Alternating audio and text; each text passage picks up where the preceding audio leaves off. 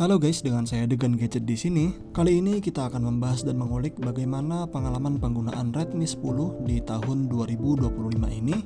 Apakah masih layak untuk dipakai bermain game? Lalu bagaimana nih dengan hasil kameranya? Bagaimana juga dengan feel genggamannya dan layar yang ditampilkan? Dan masih banyak lagi yang akan kita bahas nantinya. Oke, langsung saja kita mulai dengan opening.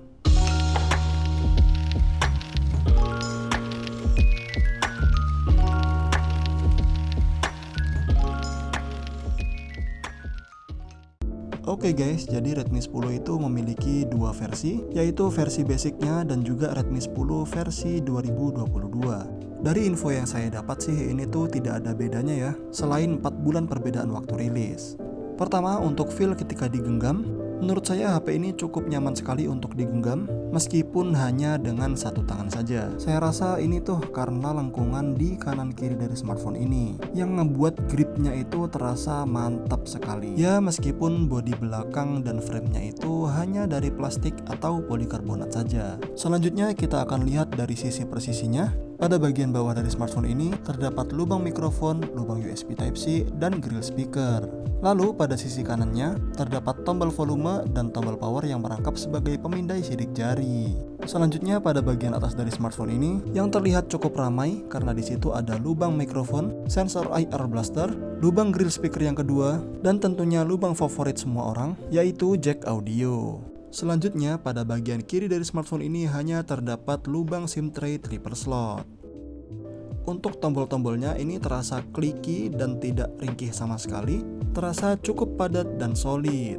Ya, kurang lebih seperti itulah fisik dari Redmi 10 di tahun 2025 ini. Lalu pada softwarenya, smartphone ini sekarang sudah pada posisi Android 11 dengan versi MIUI 12, yang mana menurut saya ini tuh ada plus dan minusnya ya.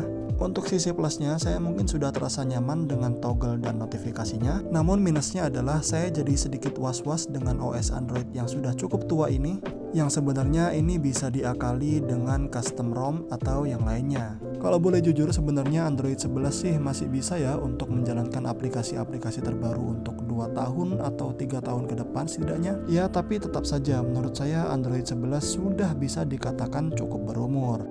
Lalu bagaimana nih untuk layar yang ditawarkan oleh smartphone ini? Smartphone ini tuh memiliki bentang layar 6,5 inci dan resolusi sebesar 1080p yang tentunya sudah mendukung high refresh rate sebesar 90 Hz. Namun kurangnya smartphone ini tuh tidak memiliki opsi refresh rate otomatis yang bisa mengubah refresh rate sesuai dengan kebutuhan kita.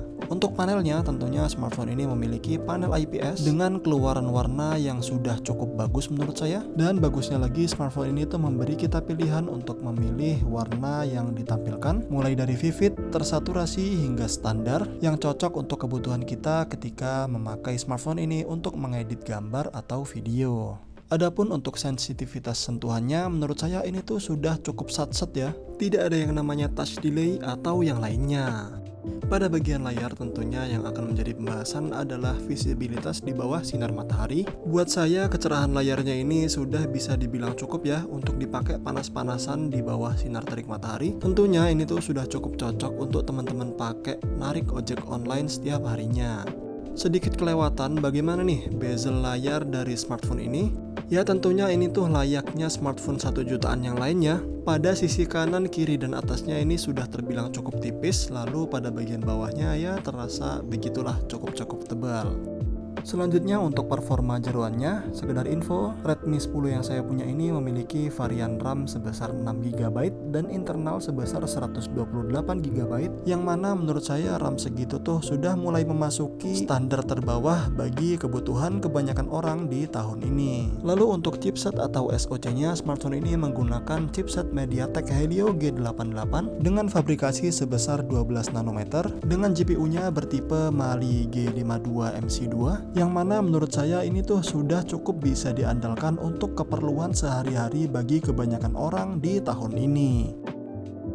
Langsung saja kita akan gunakan Redmi 10 di tahun ini untuk bermain game Mobile Legends. Tadinya saya juga ingin mereview HP ini untuk dipakai game HOK, namun tampaknya game ini tuh belum terlalu rame ya. Atau mungkin untuk teman-teman yang bermain game itu, tolong deh komen di bawah biar saya tahu dan kedepannya bisa saya review di HP-HP yang lain nantinya. Oke, kembali ke game Mobile Legends di HP Redmi 10 di tahun 2025. Bagaimana sih performanya?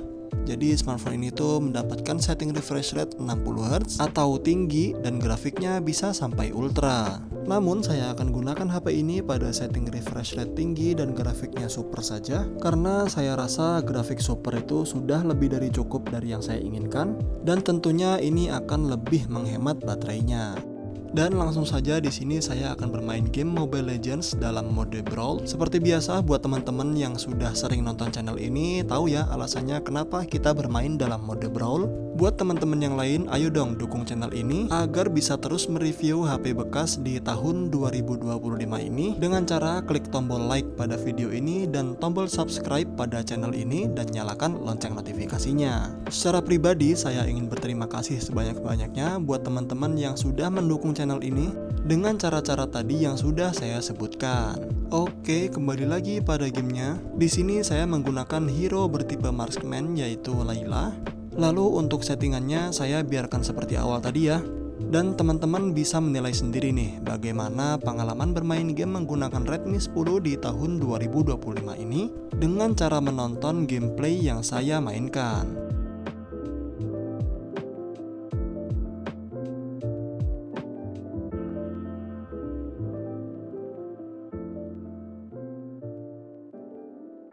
Langsung saja karena nampaknya durasi video sudah berjalan terlalu lama dan akan terus berjalan. Intinya game ini tuh terlalu enteng buat HP ini, tidak ada istilah frame drop meskipun ketika dipakai perang rame-rame. Untuk baterainya saya tadi sudah menggunakan HP ini untuk bermain game Brawl selama 10 menit lebih dan baterainya berkurang kisaran antara 2-3% saja. Lalu untuk suhu smartphone-nya ini tuh terasa adem-adem saja ya. Tidak ada istilah panas atau bahkan hangat yang mengganggu.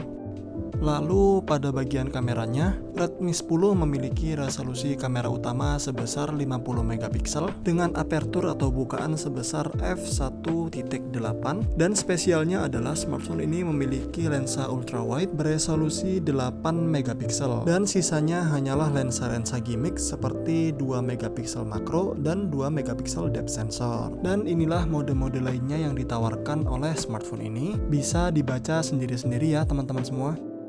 Lalu untuk kemampuannya ketika dipakai untuk merekam video, smartphone ini tuh hanya mampu merekam pada resolusi 1080p 30fps, tidak ada opsi 60fps meskipun pada resolusi 720p sekalipun. Di sini juga ada fitur ala-ala sinematik yang mengubah aspek rasio menjadi 21:9. Lalu ketika dipakai merekam video pada resolusi apapun, kita tidak bisa mengatur perpindahan lensanya baik dari lensa utama ke lensa ultrawide atau sebaliknya. Lalu pada zoom maksimalnya ketika dipakai untuk merekam video yaitu 6 kali, yang mana hal-hal yang seperti ini tuh sudah cukup wajar ya di kelas smartphone entry level.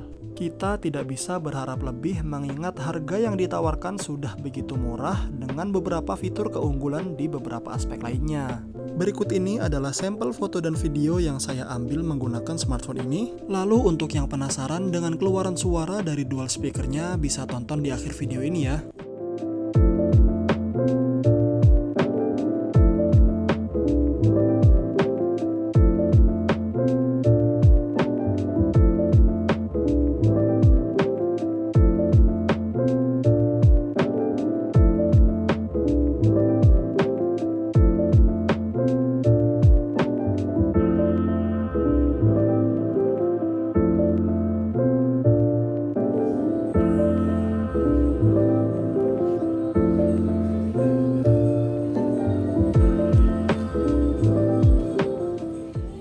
Selanjutnya bagaimana nih dengan keluaran suara dari dual speaker stereonya? Apakah senendang itu suaranya? Terlebih dahulu buat teman-teman semua yang belum subscribe channel ini, tolong ya dipencet tombol subscribe-nya agar saya bisa lebih bersemangat lagi untuk mereview gadget-gadget murah ke depannya.